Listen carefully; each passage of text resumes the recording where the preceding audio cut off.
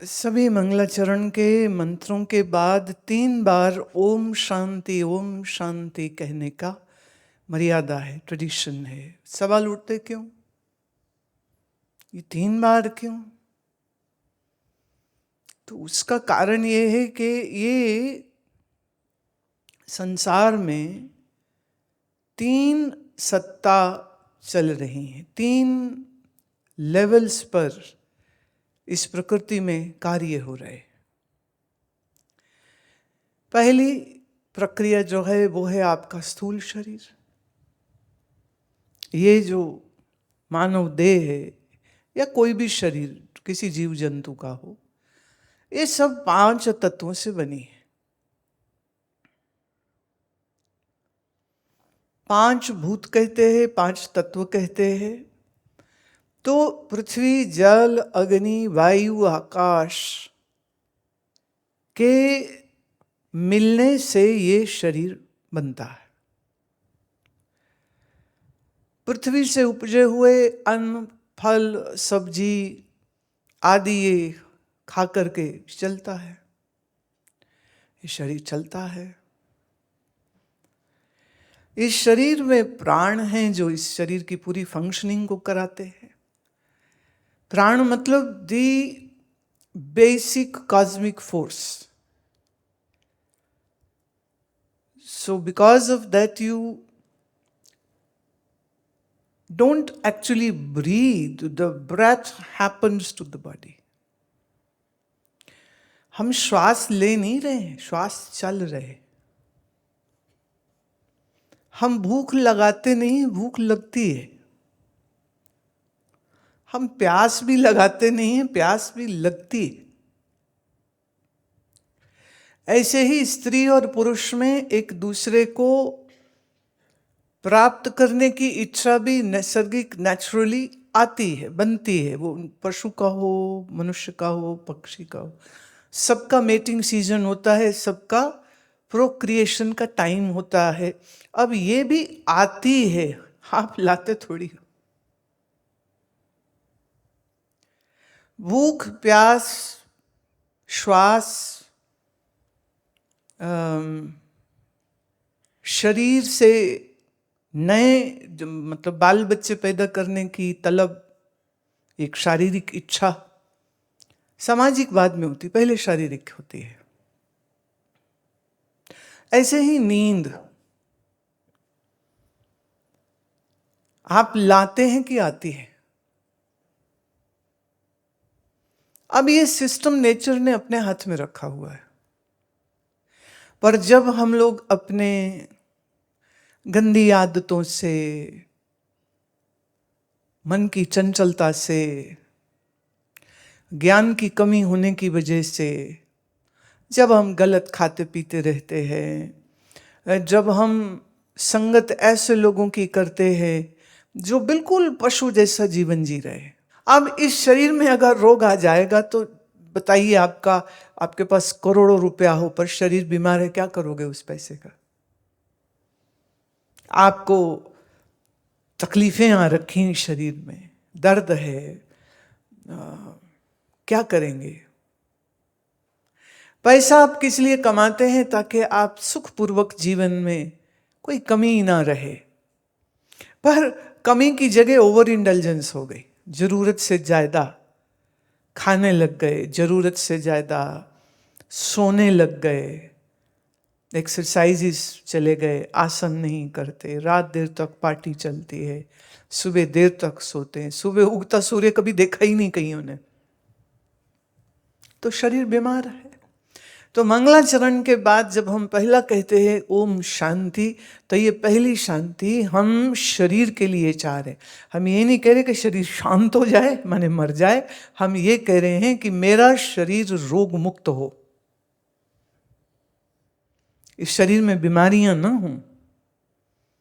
अब बीमारी नहीं होगी तो आप अच्छा जीवन जिएंगे।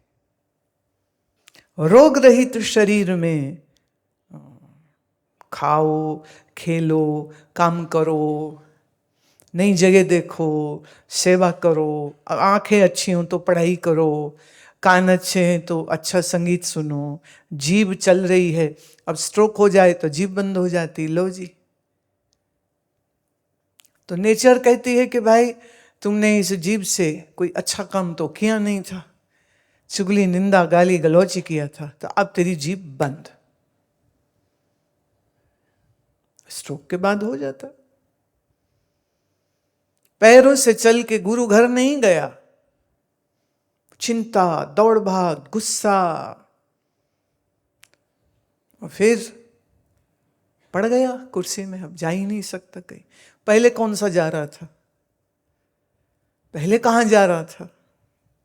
तो शरीर का सदुपयोग तब होता है जब हम संयम से जीते हैं। I always say this, life mantra should be, you should fast and then you should feast. For food I am saying, for seeing, for hearing, for thinking I am saying, if you have to think, then think about the scriptures, the teachings, the shastras, put all your head into it to understand the deepest philosophies. And there a time should come where your mind goes into total silence. The mind which goes more into silence becomes more clear and tranquil. And life becomes good. So the first Om Shanti is that may my physical body be free of ailments. Second is may my mind be healthy. So Om Shanti for body, grass, then second Om Shanti for the peace be on my mind. मेरा मन शांत रहे। अब घर में कलह कलेश हो जाए, लड़ाई झगड़ा हो जाए, बिजनेस में राइवलरी हो जाए, आपके दुश्मन आपको सताने के 100 उपाय ढूंढें और फिर बदला लेने के लिए आप 100 उपाय ढूंढें, तो जिंदगी तो इसी में निकल जाएगी।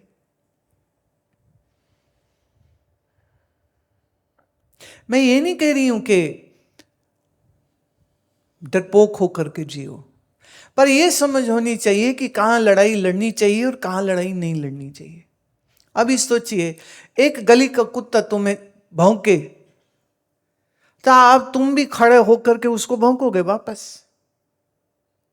और अगर आप ये करते हैं तो फिर तुम दोनों में क्या फर्क रह गया? दोनों एक से ही हो जाओगे फिर तो। अगर कुत्ता मान लो काट ही जाए आपको, तो आप क्या करेंगे? आप भाग के कुत्ते के पीछे जाएंगे उसको काटने के लिए कि तूने मुझे काटा, मैं तुझे काटूंगा। पर इंसान यही तो करता है ना, इसने मुझे सताया मैं इसको सताऊंगा, इसने मुझे दुख दिया मैं इसको दुख दूंगा, इसने मुझे गाली दी मैं इसको गाली दूंगा, इसने मेरा सिर फोड़ा मैं तेरा सिर फोड़ूंगा।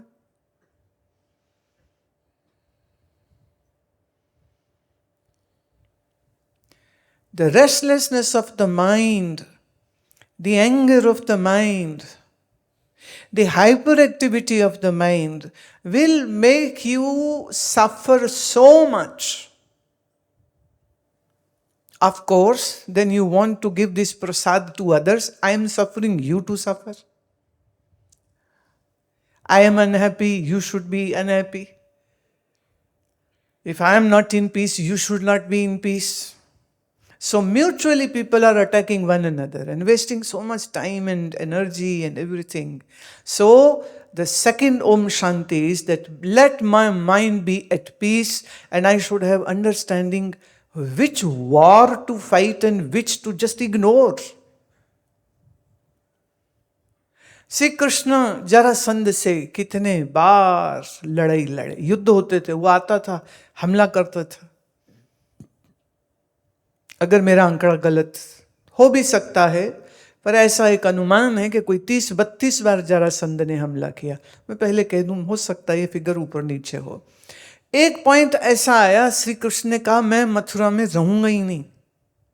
तो उनने फैसला किया कि हम सब यादव मथुरा छोड़ करके दूर कहां जाएंगे? समंदर के किनारे।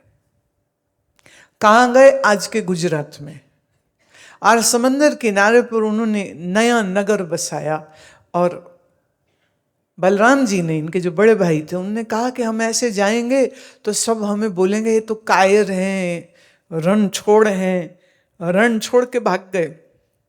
कृष्ण कहते बोल लें, मुझे कोई फर्क नहीं पड़ता, रण छोड़ बोलते बोल लें, पर मैं व्यर्थ का युद्ध नहीं करना चाहता। कहाँ मथुरा, कहाँ सौराष्ट्र, और वहां वो महल बनाया और उसमें रहे हैं। तो मैसेज क्या निकलता है कि व्यर्थ की लड़ाई से भी क्या निकलेगा। लड़े हैं, बहुत लड़े हैं, जरासंध को हर बार हराया उन्होंने, लेकिन क्या कब तक ऐसे लड़ते रहेंगे, इसने तो समझना नहीं, तो अभी दूर रहो इससे। तो इस एग्जाम्पल से थोड़ा प्रेरणा लीजिए आपकी जिंदगी में। अगर कोई जरासंध है तो तुम कृष्ण की तरह लड़ना छोड़ दो और निकल जाओ। और अगर तुम जरासंध हो किसी और की जिंदगी में तो अपनी अकल सुधारो। ऐसा नहीं है कि दिक्कतों का सामना हमें नहीं करना पड़ता। अब आपके छोटे छोटे परिवार हैं, आपके मकान हैं, तो उसमें भी अगर समस्या आती है तो ये समझिए बहुत बड़ा संस्थान है, तो यहाँ मुश्किलें भी बड़ी हैं, छोटी नहीं है। लेकिन हमारा एक ही फॉर्मूला है। एक, किसी की लल्लो चप्पू नहीं करेंगे। दो, किसी को रिश्वत नहीं देंगे। तीन, काम होना होगा हो जाएगा, नहीं होना हो तो भाड़ में जाए।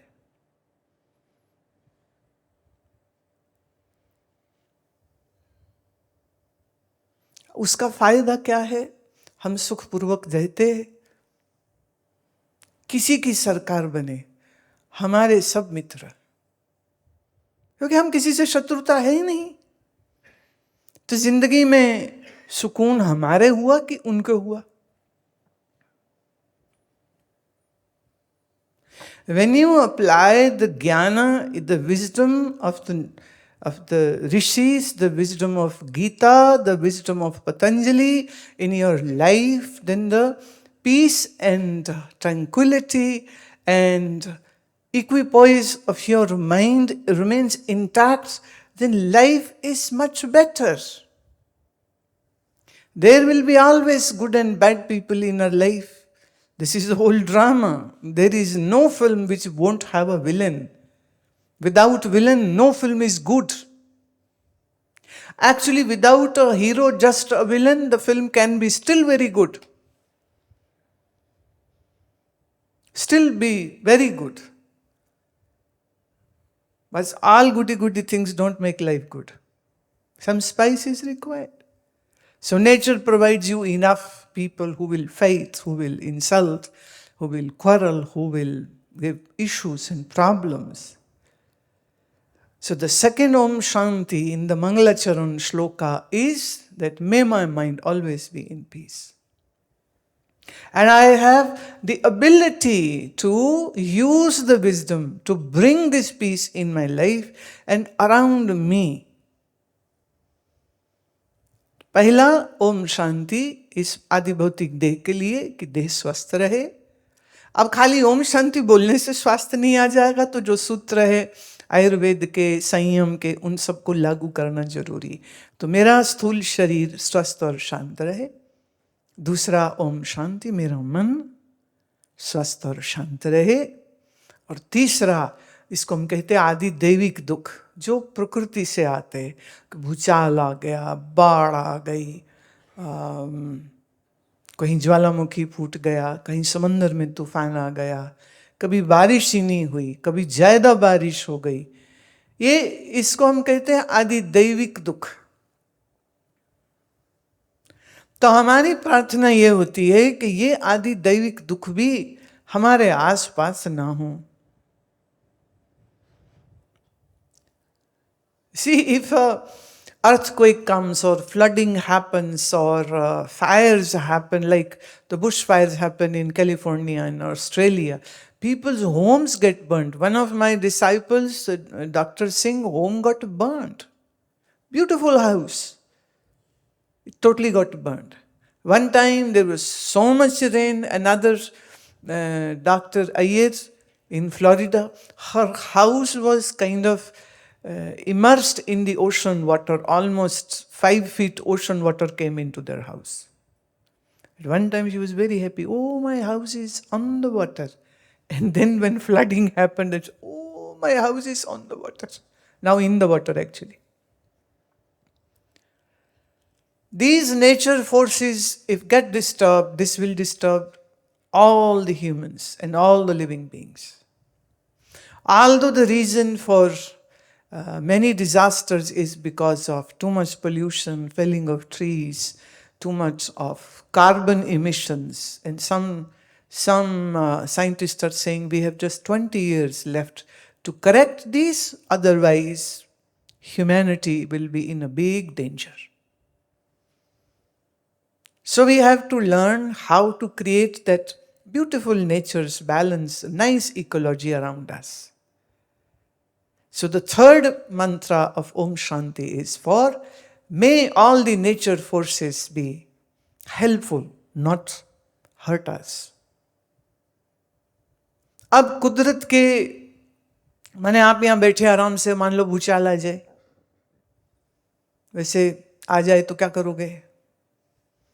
भूल जाओगे कि हम कहाँ बैठे हैं, भागोगे, मर गए, बचाओ, भागोगे। हमने इसीलिए ना यहाँ पर दरवाजे 4 रखे हुए हैं कि इधर से भी निकल जाओ, इधर से भी निकल जाओ, सब जगह से निकल जाओ। एग्जिट डोर्स पूरे रखे हुए।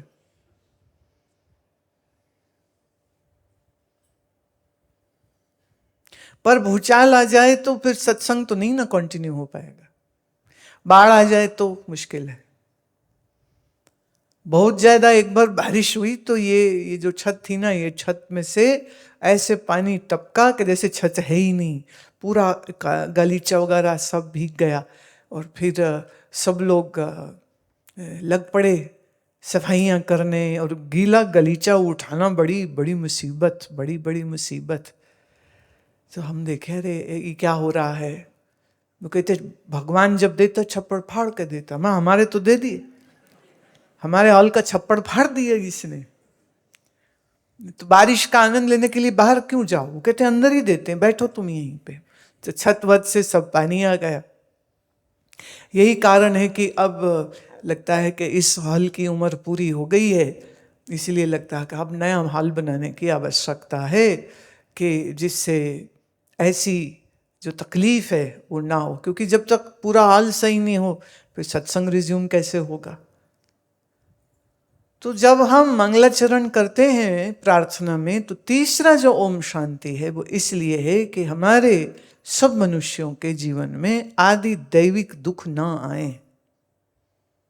और ये जिम्मेदारी हम सबकी है। इसीलिए प्लास्टिक का उपयोग न करना, जहाँ तक संभव हो सके नए नए पेड़ लगाना, जहाँ तक संभव हो सके घर से प्लास्टिक की बोतलें, डब्बे वो सब हटाओ। बाजार से प्लास्टिक की थैली में फल, कपड़ा कुछ न लाओ। वो पुराने थे ना समय में, कपड़े के थैले लेके लोग मतलब जाते थे, माइयाँ बीजी है ना, सब आज थैला लेके जाते थे, सामान उसमें आता था। और मेरे को भी याद है कि माँ कहती थी जाओ दही लेके आओ, तो दही लेने के लिए वो बर्तन देती थी, अपना बर्तन ले जाओ, हलवाई से दही ले आओ। और वो दही के ऊपर आती थी मलाई। ये बच्चे बैठे ना, ये पूछते हैं कि कुछ बचपन की बात सुनो, तो सुनो।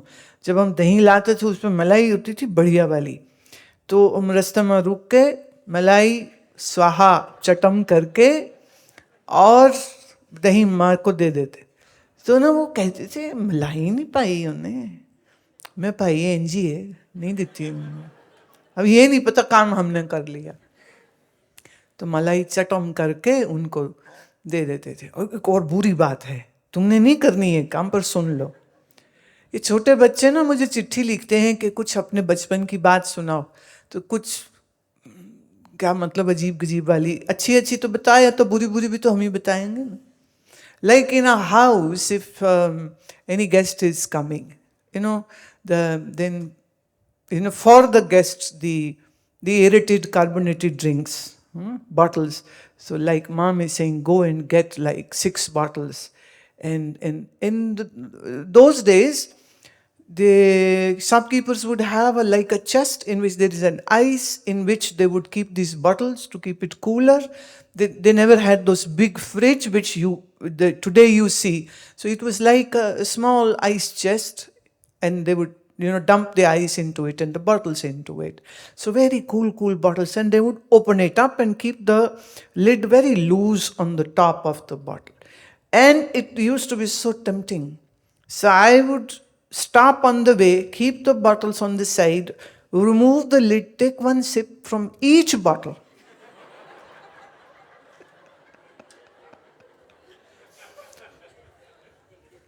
And give prasad to everybody. हाँ, that's a प्रसाद. तो इस प्रकृति के साथ हम लोग सब जुड़े हुए हैं. तो हमारा शरीर स्वस्थ रहे, मन स्वस्थ और शांत रहे, प्रकृति में कोई बवंडर ना आते रहे, वह भी प्रकृति भी ठीक तरह से चले.